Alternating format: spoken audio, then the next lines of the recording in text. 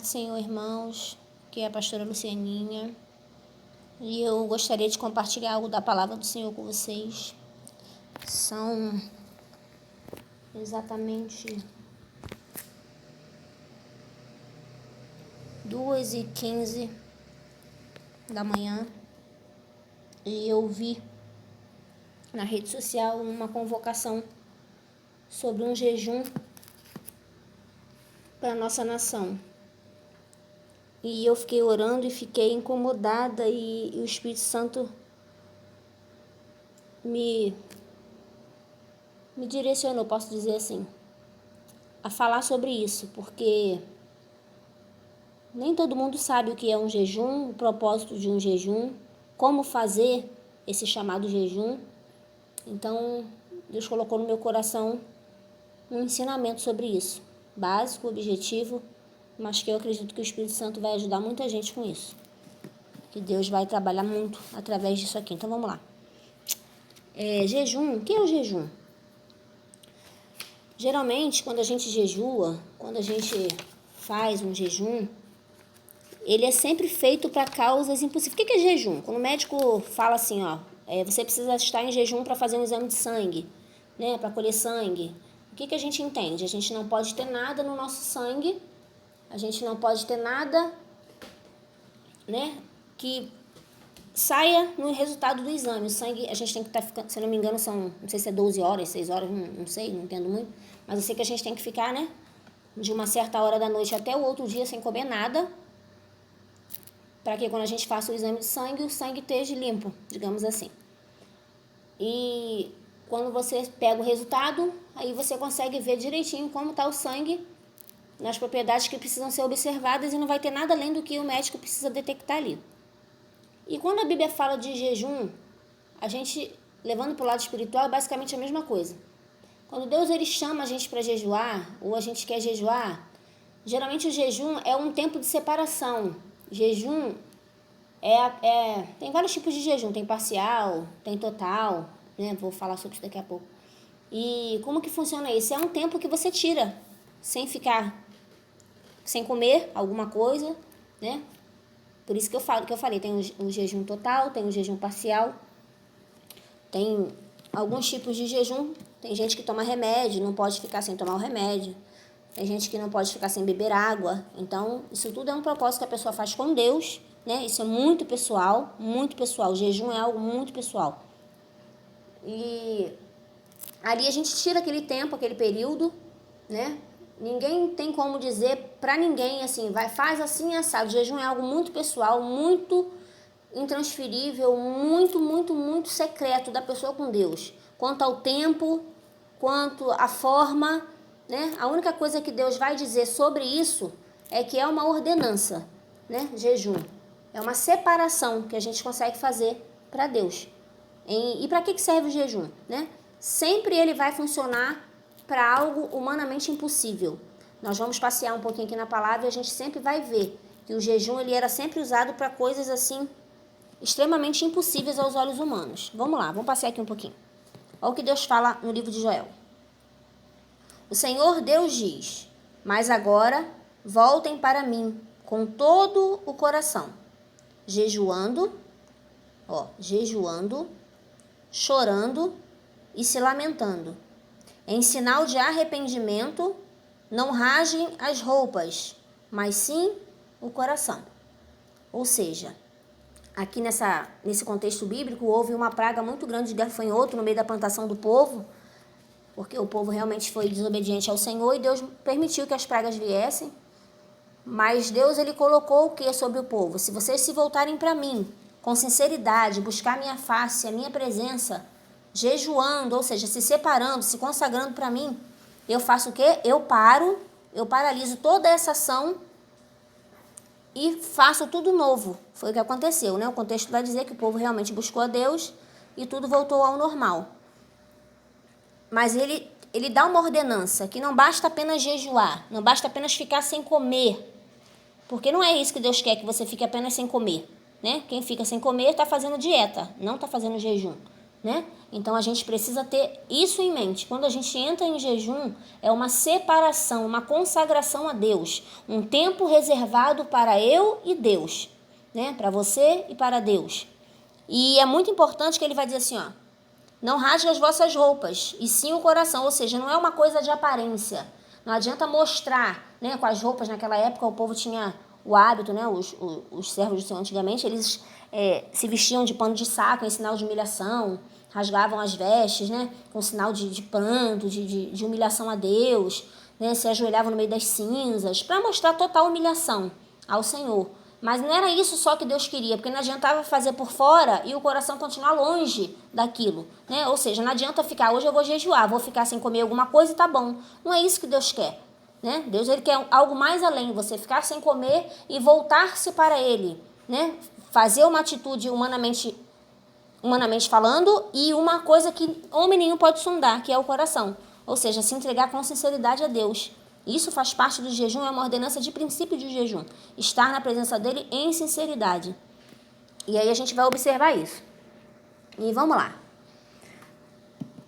Outra coisa que eu observei que a gente precisa saber. A primeira é que a gente precisa estar sim em jejum, mas com sinceridade. Não adianta fazer por fazer. Fazer para aparecer, fazer para dizer que faz. Não precisa disso, Deus não quer isso.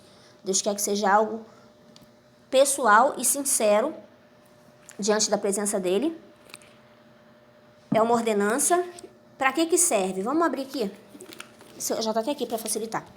Olha só uma história muito poderosa que o jejum fez. O que a gente aprende com a palavra? Que quem jejuou, quando as pessoas jejuavam, quando as pessoas convocavam o povo, a nação para jejuar juntos, era por uma causa humanamente impossível, né? Nós vamos ver isso no livro de Esther, quando ela colocou o povo para orar e jejuar por ela, para ela estar na presença do rei, pedindo ajuda para o povo, porque o povo estava sentenciado à morte, e Deus moveu poderosamente a mão dele sobre isso. Nós vamos ver isso no livro de Daniel, nós vamos ver isso no livro de Esdras, nós vamos ver isso em várias passagens bíblicas, dizendo que o povo jejuou de uma forma poderosa para conseguir algo sobrenatural que só Deus podia fazer. Né? Não é diferente nesse momento que a gente está vivendo. Por que a gente vai jejuar? Por que nós vamos entrar na presença de Deus todos juntos, né? Com sinceridade? Porque só Ele pode mudar a história do Brasil. Só Ele pode agir com o sobrenatural, porque médico não consegue, cientista não consegue, homem e mulher não consegue. Mas o braço de Deus poderoso alcança onde o nosso não alcança. E é para isso que nós vamos entrar na presença dele com sinceridade. E eu vou mostrar para vocês aqui o que aconteceu. Ó, vamos lá. Ó, a Bíblia, eu vou ler alguns versículos, não vou ler tudo porque senão vai ficar muito grande o vídeo. Diz assim, ó. Alguns homens vieram e disseram a Josafá: um exército enorme do país de Edom veio do outro lado do mar morto para atacar o Senhor. Josafá ficou com medo e orou a Deus, o Senhor, pedindo socorro. Depois deu ordem para que todo o povo de Judá jejuasse. Todos se reuniram para pedir socorro ao Senhor, e todas as cidades do país, o povo veio a Jerusalém. E Josafá vai fazer uma oração muito linda. O Senhor, Deus dos nossos antepassados, Tu és o Deus do céu e governas todas as nações do mundo. Tu és forte e poderoso, e ninguém pode resistir ao Teu poder. Tu és o nosso Deus. Olha que coisa linda. O Teu povo tem morado nessa terra e aqui construímos um templo em Tua honra.